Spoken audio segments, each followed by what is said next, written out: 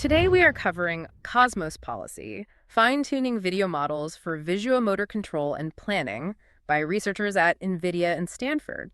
So here's the 1-minute summary. Let's do it. This paper shows how to turn a huge pre-trained video generation model NVIDIA's Cosmos Predict 2 into a state-of-the-art robot policy, and they do it without a single architectural change. Right, no new modules, no special action decoders.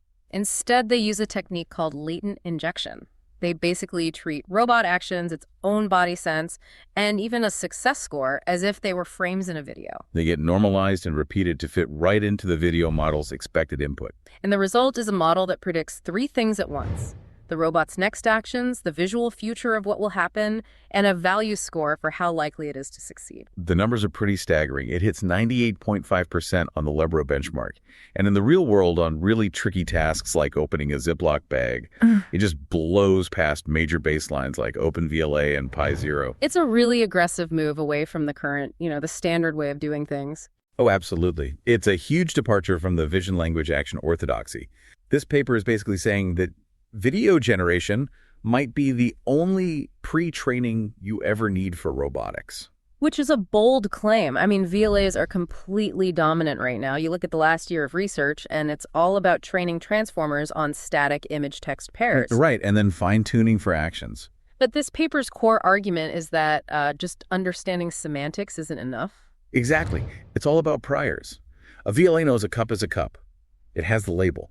But a video model, one that's been trained on just an insane amount of video data, it has what the paper calls spatiotemporal priors. Meaning it gets physics. It implicitly understands physics, gravity, how things move, what happens when they collide.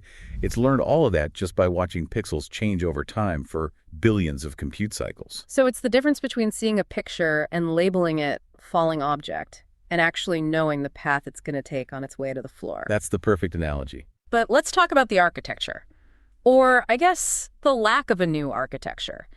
Usually when we see a foundation model adapted for control, they chop off the head, freeze most of it, and train a new little action decoder on top. That's the standard transfer learning playbook. They didn't do that at all. They took this 2 billion parameter video diffusion model and just used it as is. No new weights, no surgery, just this latent injection. And that's the absolute core of the paper. Yeah. They realize that to a transformer, a token is a token. It doesn't really care if that token originally came from a patch of pixels or a motor command, as long as you format it correctly.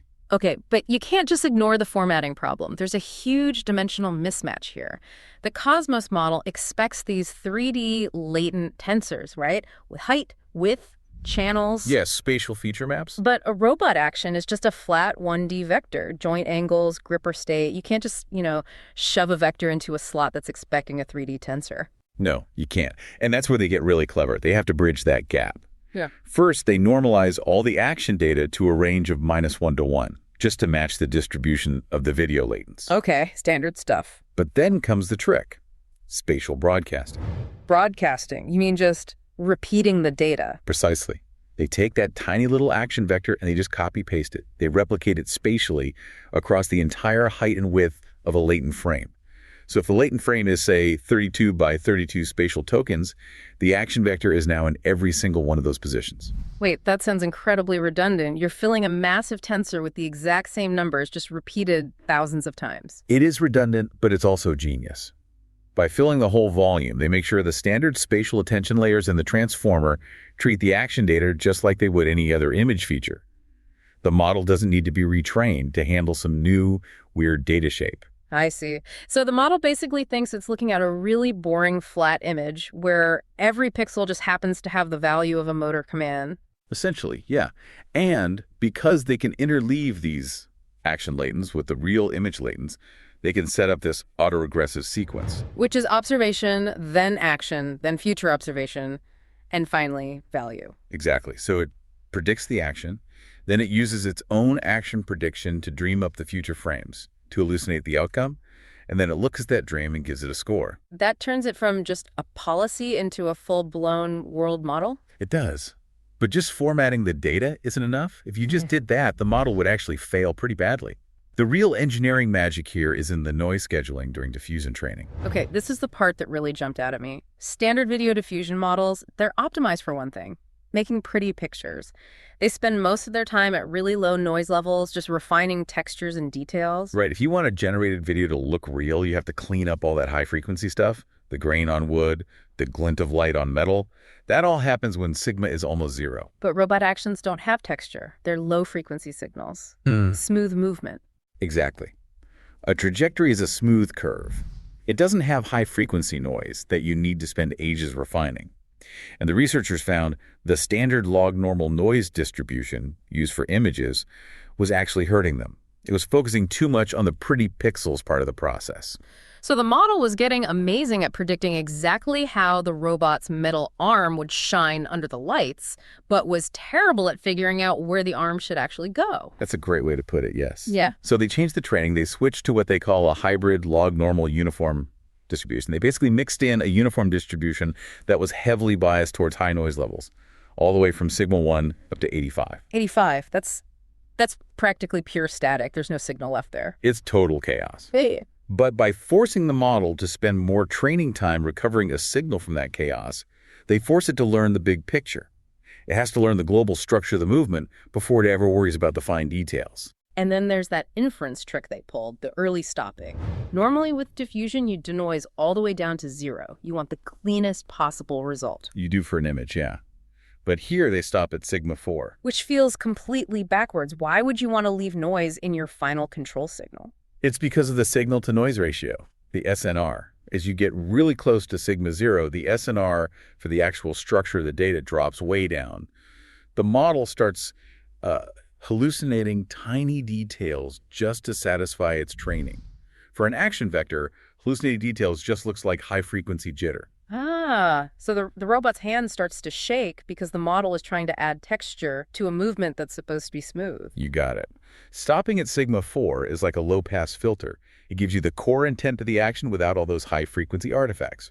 It's basically admitting that the last bit of the diffusion process is for looks, not for physics. That feels like a massive takeaway for anyone trying to adapt these big generative models for control. The objective for looking good is not the same as the objective for acting well. Not at all. So we've been talking about this as a policy, like a reflex agent. See state, do action. But the paper title includes end planning. Right, and this is where it goes from System 1, gut reaction thinking, to System 2, deliberative thinking. Because the model predicts future frames and that value score, you can use it for model-based planning. They set up a simple best-of-end search. Okay, walk me through that. So the robot is looking at that Ziploc bag. It needs to open it. It doesn't just make one move. No. Instead, it generates, let's say, 8 different candidate action sequences. For each of those 8 possibilities, it lets the video model just crames. It generates the next few frames of video, visualizing where the arm would go and how the bag would react in each of those 8 parallel futures. Okay, so it imagines 8 different outcomes. And then, for each one, it checks its own value prediction. That's the score from 0 to 1 saying, how likely is this to succeed?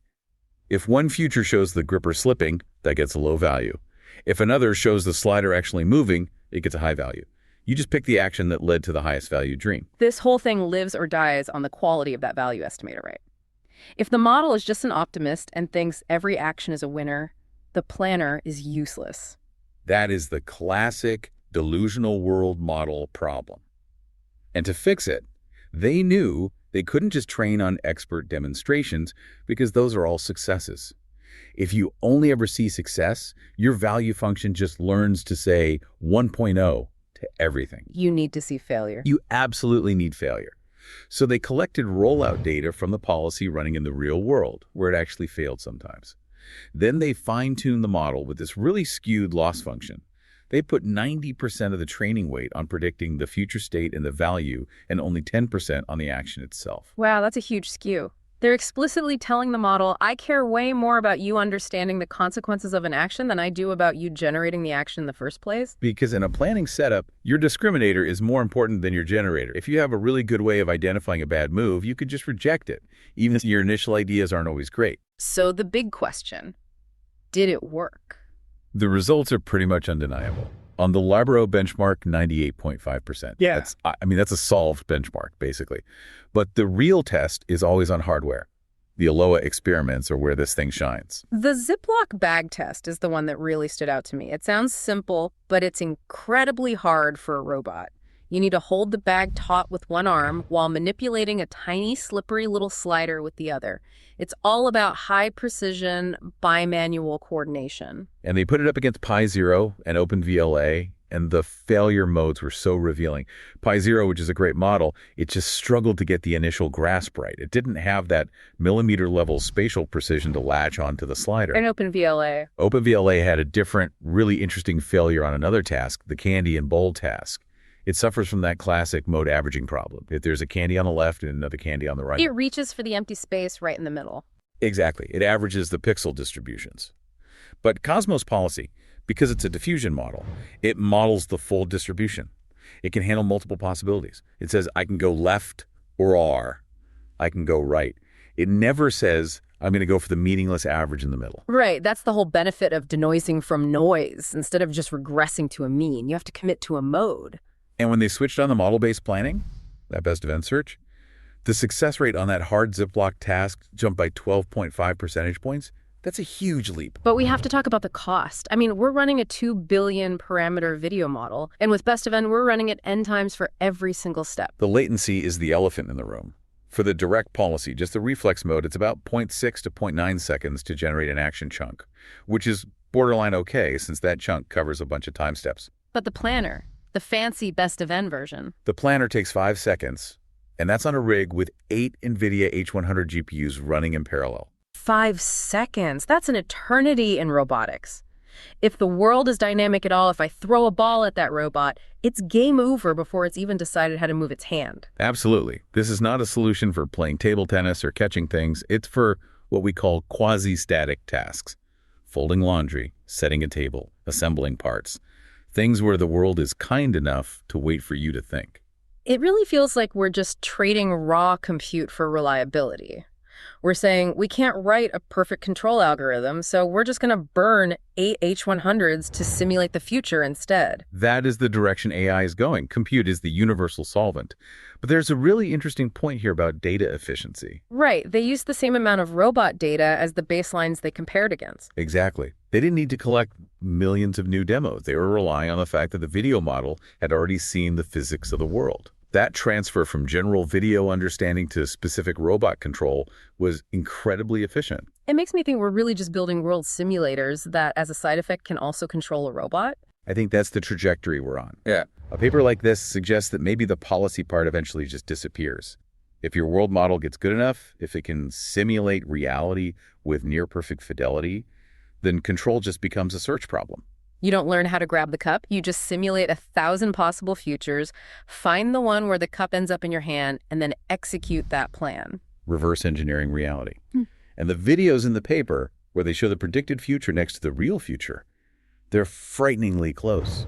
The gap between the model's imagination and reality is closing fast. So the takeaway for all the engineers listening is, if you're still training small MLPs on state vectors, it might be time to start looking at video diffusion.